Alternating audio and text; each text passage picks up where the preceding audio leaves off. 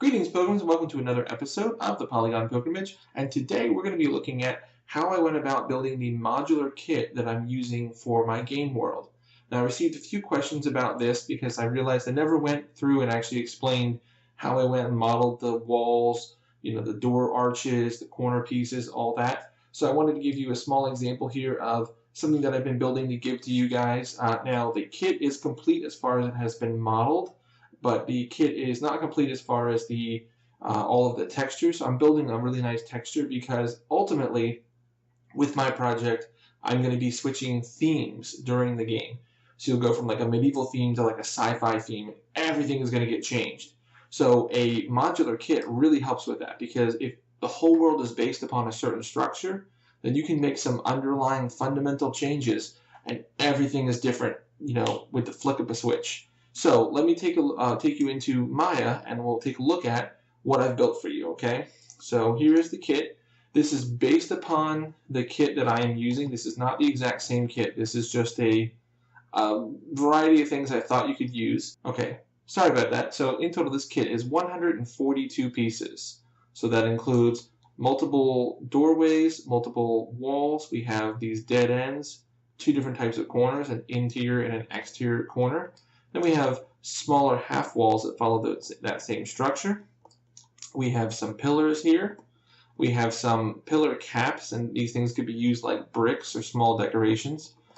These pieces here are the structure that makes up our pathing pieces, so you could use these as a carpet, or for the sci-fi, I'm going to draw some lines on this and make these like energy lines along the floor that show you. So we have our straight pieces, our T's, our corners, our intersections here, and then these are end caps. Then we have 7 different floors, and I'll talk about some of the neat tricks we use in there. Then we have 5 different stairs, and each stair uses first a different wall, so if you can match it up to the walls that you need, and then you can see the colors here. Each then has 4 different variants of the trim, and that trim is used for the actual riser and the step, okay?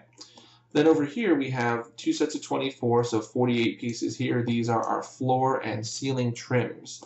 So we have 3 different sizes of trim, so this A, B, and C sizing in different variants. So we have 2 variants for the first 2 and 4 variants for the last. And then we have the corner pieces. So we have interior and exterior corners. So here's our interiors, our exteriors, and then the same pattern essentially, but upside down and towards the ceiling for our walls. So this will go along the top. Think of this as like baseboard, and these are sort of like crown molding, along the top there. All right, so that's the entire kit. So that's all of these pieces. So that's these guys, all of these, all of these, all of these, all the steps, and all of these, less this one pillar, and this guy's an experiment. So that's 142 pieces, and that's available for download on the website right now. So you can go and download this kit and use it, and have fun with it. You will have to provide your own textures. I'm working on textures that I can give you guys for this, and you'll see what we have in work right now. So now you'll notice that all of these pieces are different colors, and the colors are based upon what I created as sort of a map. So let me show you the unwrap here. So if I pull back on the unwrap, and let's turn off the grid momentarily. So you see there's just a whole bunch of color here. But what we've done is the entire kit can be textured using one material. So I say one material, that's not one texture file, what you would think of as a file. This is one material, so that would be your base color or your diffuse, your metallic, your roughness, your normal, and your height. And maybe an AO and an emissive if you want to throw those in there. So using one material, we break this down, and essentially what we've done is each part of the texture here has its own sort of zone. So let's talk about this for a moment. So the way this works is that everything has to snap together. So for one thing, we have to be on a grid. We have to be very precise about how things connect together, and then we want to reuse things in smart ways. We're trying to get more out of less, okay? This is something that I'm very good at growing up. I always got things and said, oh, let me turn this into something else. So what we're going to do here is like these half walls are still mapped to this first square here is our first wall variant. and we just map it in a way that it only takes up the first half vertically of this space. So now two pieces are being textured by the same space on the texture. And that means we get a lot of reusability out of this. And a little imagination, we can get even more. We can really squeeze this lemon and get a ton out of this. So let me give you a little tour of our pieces here. So this is a 4096 by 4096. And this is split into essentially a grid of 16 squares, if you look at it that way. And then each square within it has a different aspect or area to our modular kit. Now this is what's called an atlas, because everything from the texture is looking up in here, and multiple pieces are looking up from the same space. So that's why they call it an atlas. So this first square here, this is wall variant A, so that's this guy here. If I click him, you might see some of the UVs there. He's also been offset by one UV shell so that nothing overlaps and we don't have problems with the normal map. But if you take this shell and move it down one, it covers this square exactly. So the first 3, 4, 5 wall variants are here, here, here, here, and here. Then this area is our wall trims. So we have 1, 2 of the thicker trims. So this is a 1/4, and then this is a 1/8, and then this is a 1/16. So there's 4 of those, 2 of these, and 2 of these. And the way that I've worked this out is with my grid, everything in the game is 180 by 180 units is a square.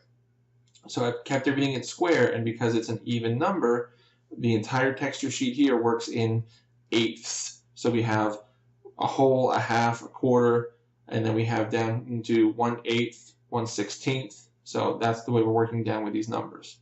So then we get to this square here. So the first half of this square is the beginnings of our pillars. So these guys here, you see if I click that, this lights up, that's where our pillar is. And we're going to go over how to do all of this. I just want to let you know how it works first. Then we have 2 other pillar types, and these are the 2 next to it here and here. They're a little bit thinner, and we're going to use those there. Then these pieces here begin to get into our trims here. So these are the top of a pillar. So you see here, like that, top of the pillar. Or you could use these as maybe a stone, or if you get clever with your textures for your floors, these could be unsettled stones in the floor. You could use these to kind of model more detail into it. So there are different variants here, and if we look at these, let's take a look. So this is sort of a whole piece, is what I call it. So it's an entire, and this is half vertically. And then here are 2 different of these side pieces. You could use these. I use some of these back here to decorate this door frame. You see this whole door frame? Let's move him forward. We'll take a look at him in relationship to this, okay? So this door frame is a door frame with all these other pieces kind of smashed together. So you could do this inside of Unreal or inside of Unity using a prefab or a blueprint. So that's one way you could do it. I did it here in texturing, or I mean modeling rather. And then here all of the unwraps you can see are offset so that nothing overlaps itself. So these can be used for that. So there are 2 variants of that, and then these are half vertically variants of the same thing. And then here we have a small cap, and then this is a half vertical of that cap. Okay, so now let's move on to the floors. So the floors here, there's nothing special about these. These are just a plane set to the correct dimensions, 180 by 180, and everything has a centered 0 pivot to the world. So these first 2, as you can see as I click them, you can see them highlighting here, and then this third one actually comes down over here. So 1, 2, 3. These last 4 variants are quarter variants. So what I've done here is this texture is designed to be repeated and tiled quite a bit. You notice back when we looked inside of Unreal, we had one that was like a checkerboard pattern, right? So that's a obviously repeating pattern. That's okay. There's nothing wrong with repetition. So we're going to take advantage of that, and we make just 1 repetition in this corner, and you can see it's unwrapped to this corner. But if I pull back, you'll see that all 4 quadrants to this plane have been mapped to that same spot and then offset so we don't get overlap. So that means that we are reusing this little bit of texture space, but we're stretching it kind of out to this whole size of a tile. So the last 4 of these in the chart here take advantage of that mechanic, as you can see there. So that one there, over, and they're all offset still, offset, offset. So we got 4 floors out of the space here. You can see that was taken up by 1 tile from another floor. So use these for something that you definitely think is okay for it to be tiled. and then use these for more, you want a little bit more detail out of them, or you want a more unique setup. Okay, so now down to the paths. So I like carpets for my medieval games, so that's where I was headed mentally with this. But you can use this as a path. It could be a dirt road. It could be, the energy lines, like I said, for the sci-fi. But here's essentially the idea is these two areas are split up into four, and we have a half of a quarter, and then we have a half of a quarter here, and then these are the two little end caps, and then here half of a quarter, half of a quarter. So that's kind of how this works. So this guy, this first one, is 1, 2, 3, 4, 5, 6, 7, 8 polygons here, but you'll notice that these two here, let me go into Polygon mode, this will be a lot easier. So these two polygons are right here, but then these two polygons are also right here, but they're mapped in such a way that they are offset for one thing, and they've been reversed horizontally, they've been mirrored. And then these two are basically this piece just turned upside down and mirrored. And then these two are this piece just turned upside down based upon like a center pivot here.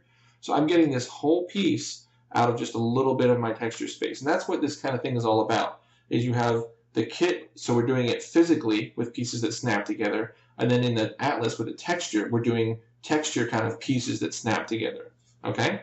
So I just wanted to explain that a little bit. So this piece is drawing from this here. This guy is drawing from down here, and with the final texture, I'm going to label everything, and you'll see, but basically my path idea here is that this area here is sort of like a raw carpet, maybe nothing finished. Then down here we have carpet that has a trim along the edge, so it's definitely a finished woven piece of fabric.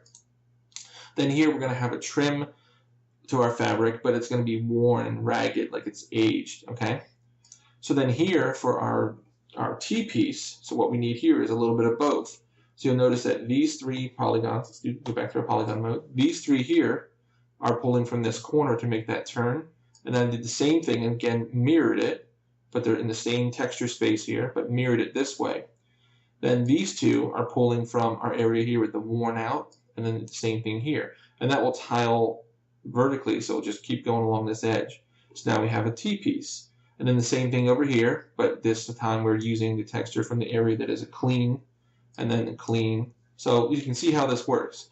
So now, jumping over here to our turn piece here. So this has to turn a corner. So the way we're doing that is these three here are down here. And then we're going to use a straight piece here, like we've done before. And then this piece here is designed just to be that corner turn. Okay? So we just put that little cap in there, and that works for both of those. Then these guys here are an end cap. So up here on this top part, our trim would come up and then come along this edge. So this trim will go around this corner like this, because this is this piece here, and then again the same piece but mirrored over here, and the same thing here but with the trim, and it's going to be that ragged edge look to it. And then here, very simply, our intersection pieces are essentially four of this section here, just mirrored and rotated around the center axis. So there we go. So that's how all those pieces work. Now for all of our walls and trims and things, it's very easy to create one of these and then offset it. So we're going to go through an example here. So we're going to do an example of the walls, and I'm going to show you how this works, okay? So I'll try to keep this up so you can see it at all times. So let's go ahead and recreate what we've done here. So I'm going to go to object mode. Let's create a square, cube rather. And with this cube, I need to get to my attributes. So let's do that. Excuse me. So for our attributes, let's do 180, and we'll do 45 and 180. Okay, oh, that makes a floor. That's fine too. So say we're making this floor piece, right? And let's make this guy a little bit shorter, 22.5. Yeah, something more like that. This is a good floor slab piece, and we're centered to the world. That works for me. So now we're going to unwrap this guy, and we want to unwrap him to our atlas. So I'm going to give him a texture. So I'm going to say new existing material, use the sample piece. So you'll see it shows up, and it doesn't make a whole lot of sense at first. That's okay. So now I'm going to give him an automatic unwrap just to let him kind of settle. Now we can start to move these pieces around. So first things first, I'm going to hold right click, and I'm going to say shell.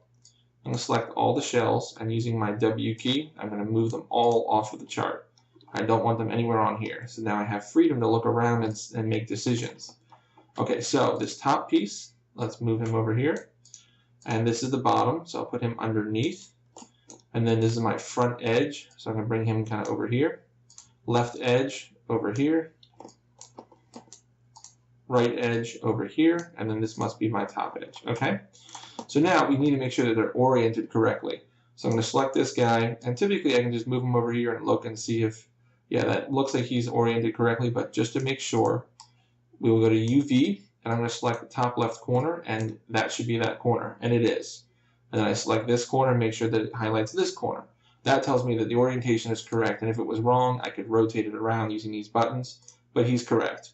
So let's put him in the floor spot. So we're going to go here and hold X, and we can snap him to the grid. So I'm going to snap that bottom corner there, this bottom corner here, and the same too for these. And what this is doing now is, since I already have my texture set up, this guy we missed, let's put him in place. There we go. So now that I already have my texture set up, he's already being mapped to floor number 1. There we go. So he's already set. And then I can very easily take these, and let's make sure that these are correct too. So from the bottom, what I want is I want this corner to be the top left. So if I select this and I see that, yep, and I see that, yep. Now I'm good. Now it's even easier. If I hold the V key, this will snap to vertices. So I'm going to snap these in place. There we go. Snap them all in place. Now, I can't leave it just like this because sometimes your normal maps will get messed up if you have two shells directly on top of each other and it's reading from the same texture.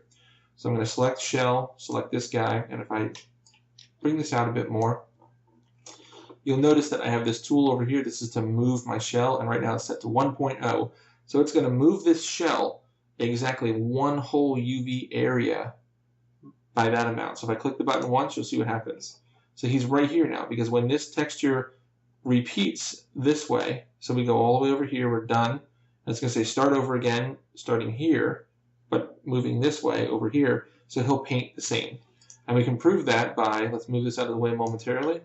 We can prove that by looking at this guy. See, that color here is still that color here.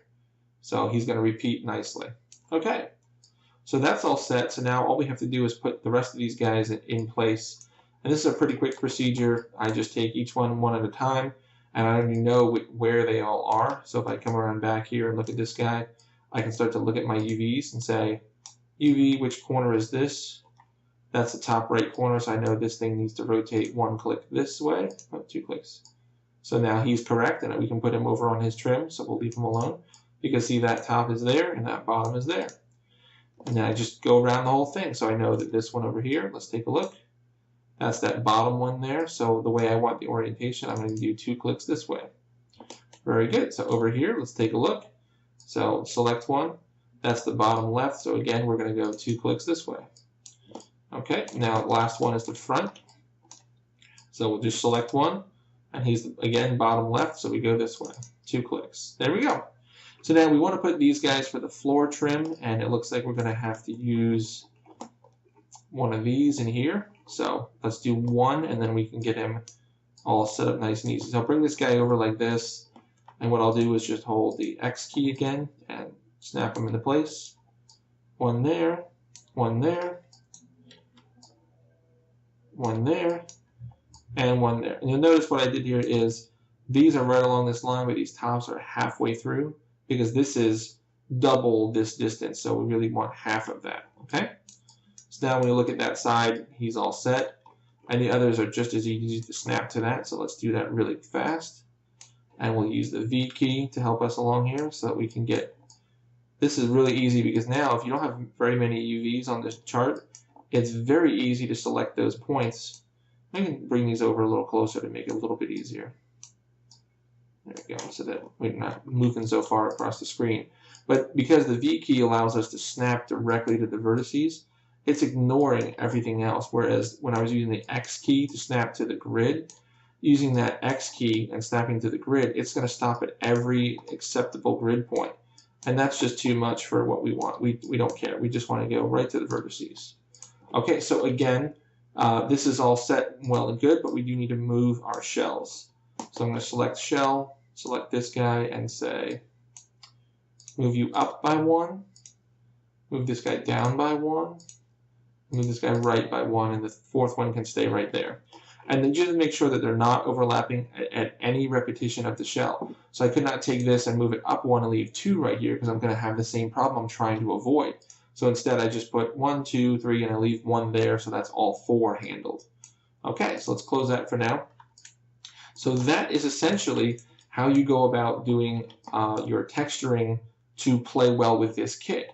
Because what we have now is we have a piece that we made entirely brand new, and we wanted to make this thick floor. I don't have any of those, see? I only have these flat floors. So now we made a thick floor that we can use. And what we can do here is let's export this guy and bring him into the Unreal. So let's do that. So we'll say export selection. And I'm going to just throw him on the desktop. No, actually, I'm going to put him on my D drive where I have all my data. Okay, so let's do, yeah. Throw him in the mod kit folder. There we go. So let's call it thick floor, just so we know what he is. We'll export him. Okay, so now we've made an extra piece. So there you go, 143 pieces you guys are getting, and all you have to do is provide a texture. And your texture, all it needs to do, once again, so if I come up here and zoom in, all you need to do for your texture, we talked about what these all are, and if you have questions, please let me know. But we talked about what these are, so now all you have to do is fill in your textures here, and it's on nice even numbered grids. So you fill in your textures here and apply that to your whole material, and it just all works. So let's go ahead into Unreal, we'll take a look. So here we are in Unreal, okay, and again, here's the kit, and it's looking pretty nice, right? So I'm working on, the first one is, yes, medieval theme, because that's the theme of the game I'm working on. But like I said, you can change out the entire theme based upon your textures. So these are all floor A is what I call the model. So you can see up here it says MK for mod kit floor, A3, A4, A5. Now, a quick word about nomenclature. You'll notice that all of these have a really nice name, and it's nice and easy to tell what they are. That's really important. So what you want to do is make sure that your naming convention, for me, MK, or I would call it C underscore, so it's the castle set, and then S underscore for the sci-fi set. Then you want to have your floor. What is the next biggest thing? So we have our theme, where we're big to small. Theme, you go down to what is the broadest term I can use to describe this. So we go from theme down to it's a floor. Okay, good, it's a floor. Then I can say what kind of floor. So then I just say A, and then B, C, D. That way I know which type of floor I'm looking at. So A, B, C, D, E, F, G. See, there they all are. So that way you can probably expand upon that if you wanted to. You could say like floor underscore checker, floor underscore, multi-stone, whatever. But that way you make sure that everything has a good name. You don't want to use a number at the end, and here's why. Because here you see I made multiple floor A's. So if this was floor A1 and then I made a copy of it, floor A1 makes it look like floor A11. So depending on how many variants you have, that could be misinformation. It could be confusing to a user inside the editor here. So we want to keep away from that. Okay, so let's bring in that model that we made and watch him just kind of adapt to everything here. So I've created this material, and this material is nothing more than just all of the textures from the kit that I'm creating. Is it still opening? No, it's not. So nothing more than the kit I'm creating. You can see it here. Let's open it up. So here's the texture. It's very simple for right now. I just want to get it working and show you that it works, and then we can make it fancy later on. So it's just all of these just plugged into their inputs. There's no magic going on here, okay? But then once we have that material applied, I can just throw it on any piece that has already been mapped, and it will work out. So here, let me show you. If we take meshes, and here's all of the pieces to the kit. Look at that. All 120 something pieces, all for you, okay? So as an example, we haven't done all of the textures yet for all of these, but let me bring in a piece that has never been in this world before, and we'll do it completely from scratch. So this is stairs, trim A with wall A. See how nice and easy it is to read?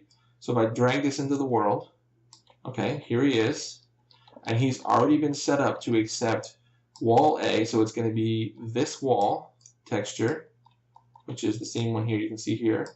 So we'll have this texture on this side, and this side, and then it's going to use trim A, which we haven't done trim A yet, but it'll use trim A for all of the steps here. All right, so let's see that pop into existence. So we'll go over to our materials, and we just drag and drop the material on it. And there you go. He's all set up. Stairs looking pretty nice. Everything's looking pretty good. And you'll notice that it's seamless with the texture. It goes right over the edge here because everything is to that grid. So it goes right down, and I don't necessarily like that. I might want these to be more of a solid stone all the way across. So we can change that. We just move around where these UVs are on the chart. So we've already set everything up, and we just move things around the chart. Okay, so that's all set, but what about, okay, let's do the next one over. Let's do, actually we want wall C. Look at this guy. Okay, this guy's kind of like a washed out stone, right? So let's grab that guy. So here's C. So we'll put C right next to him. And then all we do is grab the material and say, boom. And there you go. There's your washed out stone. So everything is designed to fit and connect with all the other pieces, and the textures match, and everything just kind of flows. And then now you can get a lot more complex with this, and there are much better kits. There are much bigger, grander, you can get 1,000-piece kits, you know, but I wanted to give something to somebody who maybe is getting into game development, and you want to be able to say, oh, I just need some walls and some floors and some stairs so I can prototype something. Well, here you go. Here's 142 pieces to play with, okay? Now, one last thing, let's take a look at bringing in our brand new thick floor thing that we made. So let's bring that guy in. So we're going to import. I'm going to go to that folder. Here he is, thick floor, open. I'll show you the whole process, okay? So I don't change anything here. I'm just going to say import all.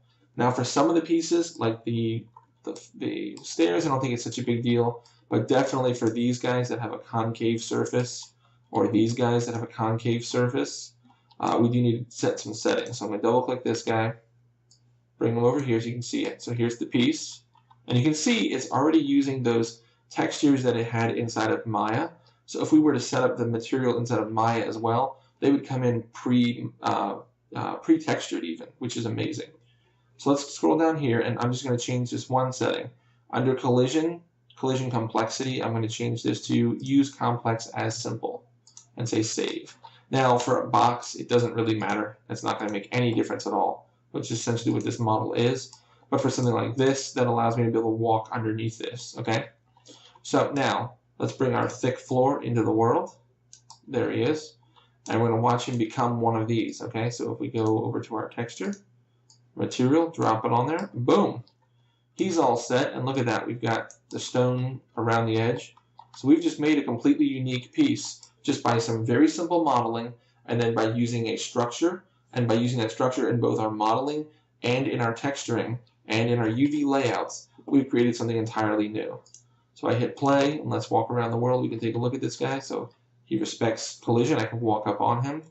These stairs, they have not been set up properly. As you can see, they've got this kind of slope to them. So we need to do the same thing for them, and then I'll be able to walk up each individual step. Okay, so the same settings we did over here. And all of these guys, I don't think my character is not thin enough to get through, but technically if I was, I could walk right through there. And you can see here, these are just simple different changes. So this texture, and this guy's a little bit thicker of a border. This guy's that really thin grout lines with a washed out look. This is really thick, big stones with that kind of stucco look across them. So I'm just trying to give you guys a little bit of variety so that you can have different rooms, and you can put the little trim on the bottom if you wanted the little trim, and then some different style floors, trying some different designs. You know, just a little bit of variety, you know, kind of for testing purposes. Get your game out there and start making things happen, and you can throw this together and create a quick little world. And you can do that inside of Maya. You can create a piece like we did entirely from scratch and just make sure that it follows the texturing rules. Or you could do it inside of Blueprint here. You could put some pieces together and start to create a room. You know, we've got corner pieces, you've got walls, you've got ceilings, you've got floors, you've got stairs. So that's a really good starting point. So that's what I wanted to give you guys. I really hope you have enjoyed. And don't forget, on the website, there will be a link. You can download this 142-piece kit. This will be a good kit to start you off with. They are all in FBX format. I might be able to do an OBJ later if you guys need that as well. But if you have any questions about it at all, please let me know. I really hope you've enjoyed. So until next time, guys, keep practicing, get better, and I'll see you next time as the pilgrimage continues.